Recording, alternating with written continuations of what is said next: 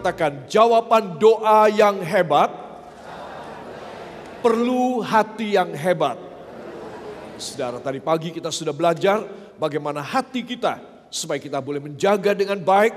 Jangan sampai hati ini dikotorin dan diisi dan dibikin galau dan dibikin sedih dan dibikin hancur hanya karena pekerjaan-pekerjaan kuasa gelapan dan duniawi. Itu sebab jawaban seringkali kita menantikannya. Walaupun kita berdoa dengan cara bagaimanapun, dengan berpuasalah, dengan air matalah, kita tidak bisa mendapatkan jawaban yang hebat. Oleh karena hati kita tidak hebat, saudara. Mari kita akan melihat segera supaya beberapa slide ini yang saya sampaikan dari tadi pagi boleh menjadi pengertian buat kita sekalian. Saudara, pada satu hari Yesus, dia membutuhkan satu mimbar untuk berkhotbah di tepi, di pesisir pantai. Saudara, tetapi dia tidak mendapatkan tempat yang baik dan orang begitu banyak datang kepadanya untuk mendengar firman. Saudara, dan dia menemukan ada satu perahu dengan pemiliknya Simon. Saudara, dan dia menggunakan itu perahu supaya menjadi mimbar dia menyampaikan firman. Saudara, selesai menyampaikan firman, maka dia berkata kepada Simon, Pak Simon, yang waktu itu belum menjadi murid, Pak Simon, tolong kamu pergi, ya, dayung ini perahu ke tengah dan lemparkan jalamu di sebelah kanan, maka kamu akan mendapat banyak ikan. Ya, saudara. Kalau saudara yang menjadi Pak Simon, apakah saudara percaya pada perkataan Yesus itu? Nah, sekarang harus dijawab. Percaya apa tidak? Percaya apa tidak? Yang percaya itu kalau dari pendengaran saya loh ya, kalau tidak keliru, itu hanya 25%. Ya. 75% ora percaya. Apa sebab? Karena ini orang baru. Ya, saudara. Bisa aja, sebagian orang tidak bisa percaya. Tetapi Simon ini, saudara, dia begitu percaya, dia begitu mantap. Karena apa, saudara tahu? Karena dia baru mendengar firman Tuhan. Jadi kalau sekarang orang yang bernama Yesus ini memerintah dia untuk pergi ke tengah danau dan melempar jala di sebelah kanan perahu, dia bisa percaya. Karena tadi dia sudah mendengar firman. Katakan, karena sudah mendengar firman, maka iman seseorang menjadi kuat. Amin. Jadi kalau saya mendengar firman, saudara mendengar firman, saudara harus mempunyai satu keuntungan besar, yaitu imanku menjadi kuat, imanku menjadi teguh. Ya, saudara. Nah, itu sebab kalau kita melihat apa yang terjadi pada waktu itu, dan Simon berkata, oleh karena perkataanmu aku akan melakukannya. Tapi karena engkau yang menyuruh, saya akan pergi. Yakobus, Yohanes.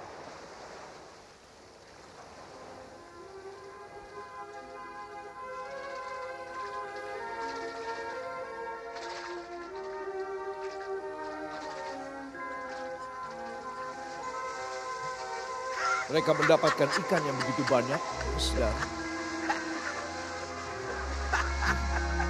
Yakobus, Yohanes, bawalah perahumu dan tolonglah kami. Oh, senang sekali. Kami menangkap banyak.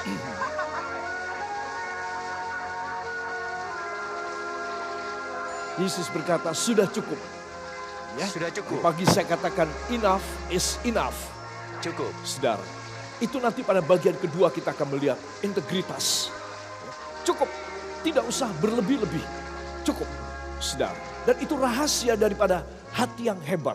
Dia bisa self-control, dia bisa memerintah dirinya. Bahwa ini sudah cukup, atau ini masih kurang. Dia bisa menimbang, oh ini kelebihan. Saudara, itu sebab seorang anak Tuhan, dia harus memiliki iman yang kuat, iman yang teguh. Katakan, iman yang teguh. Kedua, dia harus memiliki integritas. Katakan, integritas. Saudara, inilah yang Tuhan mau nyatakan. Hati yang hebat adalah hati yang punya iman yang kuat. Sehingga atas firman yang disampaikan oleh Tuhan, Simon berkata, semalaman kami tidak mendapat seekor ikan pun. Saudara, berapa ekor yang didapat tadi malam? Tidak ada. Saudara bisa menangkap tidak? Berapa ekor yang mereka dapat tadi malam? Tidak ada. Seekor pun tidak. Tetapi karena engkau yang menyuruh, kata Simon, saya akan pergi juga. Dia memanggil teman-temannya dan mereka pergi ke tengah danau dan menebar jala.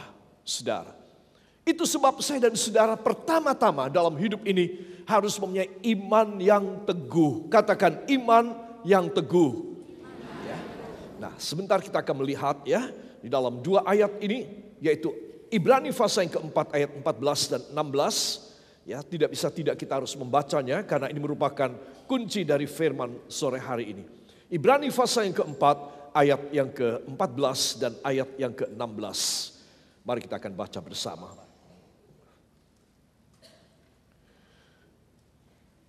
Saudara, ya lebih dahulu saya akan menunjukkan di sini ya. Iman yang teguh adalah satu proses. Jadi kalau saudara melihat seorang anak, ya, saudara melihat satu anak di bawah, satu anak dia bergelayut dan dia mencoba memberanikan diri. Entah dia mau meluncur atau lain sebagainya, saudara. Dia mempunyai satu jiwa championship ataupun jiwa bertarung dan menang. Itu harus saudara miliki dalam hidup saudara. Pencobaan, kesusahan, itu saudara harus bisa menyelesaikan. Saudara harus melatih jantung dan otot iman saudara. Katakan jantung iman saya dan otot iman saya. Saudara. Sehingga saudara menjadi kuat. Tidak apa-apa menangis, tidak apa-apa marah, tidak apa-apa nekat, tidak apa-apa larikan diri. Saudara, engkau harus melatih jantung dan ototmu secara iman. Sehingga semua macam cobaan, semua problema hidup, serangan orang dan musuh dan lain sebagainya, saudara, engkau bisa dan engkau mampu menyelesaikan. Kenapa? Karena engkau berlatih. Setiap ujian hidup, setiap problema, setiap kekurangan uang, setiap penyakit yang dikatakan dahsyat dan tidak ada obatnya, membuat saudara semakin kekar dan kokoh di dalam iman saudara kepada Yesus. Amin.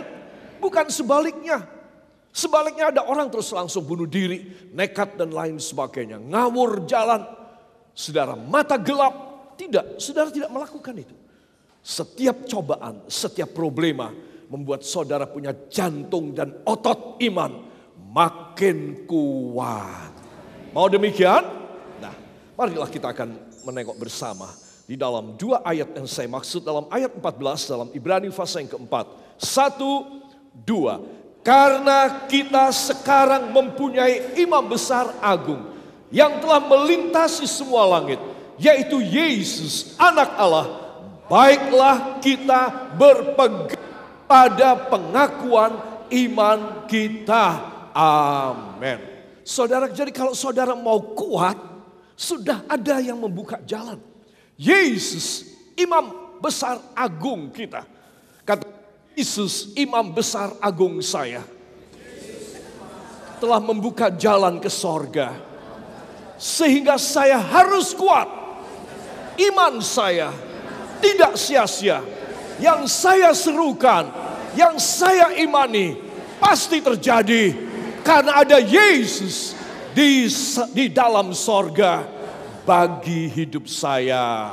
Beri tepuk tangan yang baik buat dia. Haleluya.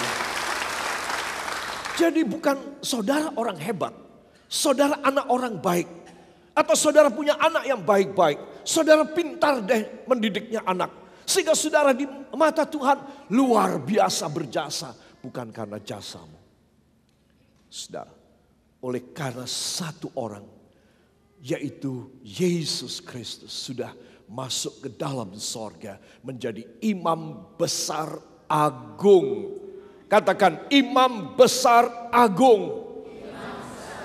Yang sebentar akan saya makan dan minum tubuh dan darahnya melalui perjamuan kudus. Itu sebab iman saya harus kuat. Dan apa yang saya mohon, saya terima dari Dia. Beri tepuk tangan yang baik buat dia. Haleluya. Para kekasih, katakan pada samping Anda, kita tidak sia-sia. Saudara, sungguh tidak. Bukan karena saudara punya iman, memang saudara ini keturunan orang beriman. Tidak, bukan sama sekali. Tapi karena Yesus sudah masuk ke sana. Saudara, itu sebab saudara mempunyai channel. Katakan, saya mempunyai channel di takhta Allah yang luar biasa. Siapa namanya? Yesus Kristus. Siapa namanya? Yesus Kristus. Beri tepuk tangan buat dia. Haleluya. Jadi kalau saudara ada menghadapi masalah, ada keadaan yang katakanlah terhambat, keblokir dalam hidup saudara, tidak ada jalan, dan saudara merasa, wah ini memang bisa mati aku. Ya bisa setengah mati aku kayak begini. Saudara, pendek kata, saudara kehilangan akal saudara. Jangan sampai kehilangan akal sehat. Engkau mempunyai perjanjian Allah. Yesus sang imam besar agung milikmu sudah ada di sorga. Engkau mempunyai channel dengan dia. Berseru kepadanya. Kuatin imanmu. Kalau apapun yang engkau alami, engkau harus yakin. Aku dengan Yesus tersambung sekarang. Jadi aku tidak kecil hati. Aku pasti didengar doaku. Amin. Itu sebab hal nomor satu adalah iman saudara harus kuat ya.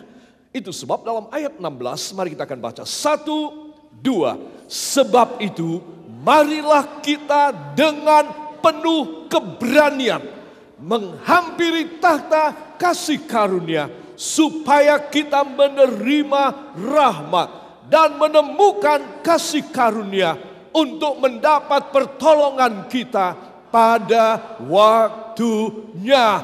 Pada waktunya. Amin. Haleluya. Saudara, semudah 1 tambah 1 ada 2. Semudah. Karena saya tidak akan bergumul. Saya dan saudara tidak akan berjuang mati-matian. Kita tidak membutuhkan sesuatu perjuangan rohani dan jasmani yang hebat. Pengorbanan yang entek-entekan. Sampai saudara itu harus puasa. Ya, dari badan saudara 80 kilo bisa menjadi cuma 20 kilo. 60 kilo hilang karena saudara puasa. Saya bilang, untung masih hidup. Bisa mati. Saudara, engkau tidak membutuhkan itu semuanya. Katakan, saya tidak membutuhkan usaha. Saya tidak membutuhkan usaha. Ayo katakan, saya tidak membutuhkan usaha. Saya membutuhkan channel saya. Beri tepuk tangan buat dia. Haleluya. Saudara, dulu saya sangat mengusahakan. Saya berdoa dengan air mata.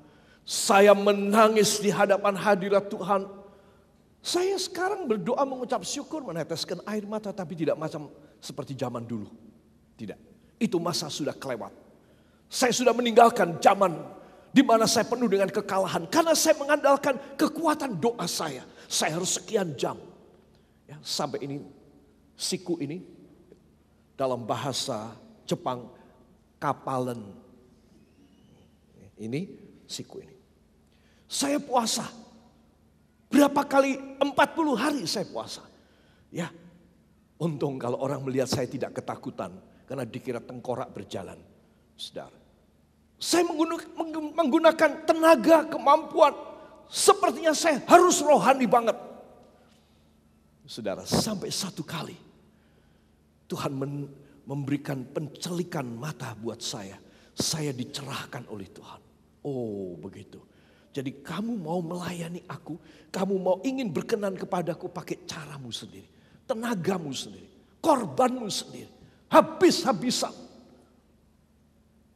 Berarti kamu tidak mengandalkan korbanku.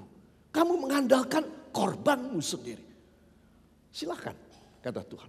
Kalau kamu masih mau terus, silakan. Waktu itu saya sadar. Oh Tuhan, ampuni hamba.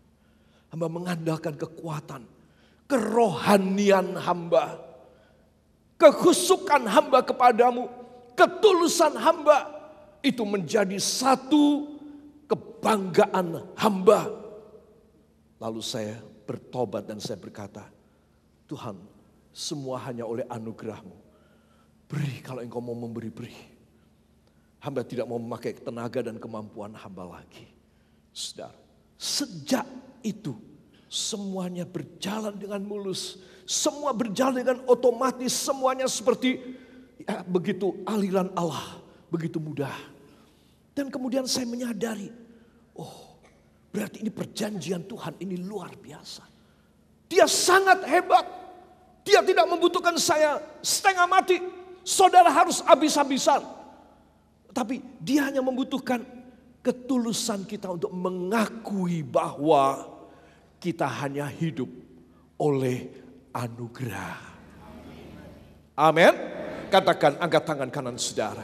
Sekarang saya mau mengakui bahwa mulai sekarang saya hanya akan hidup oleh anugerah Kristus. Bukan oleh kekuatan saya, oleh tenaga saya, keperkasaan saya, pengalaman saya, keuletan saya, kerohanian saya. Melainkan oleh korban Yesus. Imam besar agung saya yang akan menyelesaikan banyak perkara yang besar. Memberi jawaban doa yang hebat. Oleh karena anugerahnya. Ucapkan terima kasih engkau yang percaya. Terima kasih Bapa. Terima kasih Yesus. Terima kasih Roh Kudus. Hanya di dalam nama Tuhan Yesus Kristus, Juru Selamat dan Penebus kami. Dan kita yang percaya mengaminkan. Amin. Beri tepuk tangan yang baik bagi Tuhan. Angkat tangan saudara, pejamkan mata atau lihat ke atas. Kita nyanyikan lagu ini. Besar resapi, hayati kata-kata ini sebagai doa saudara. Ya Tuhan, bukan karena tenaga, kerohanian,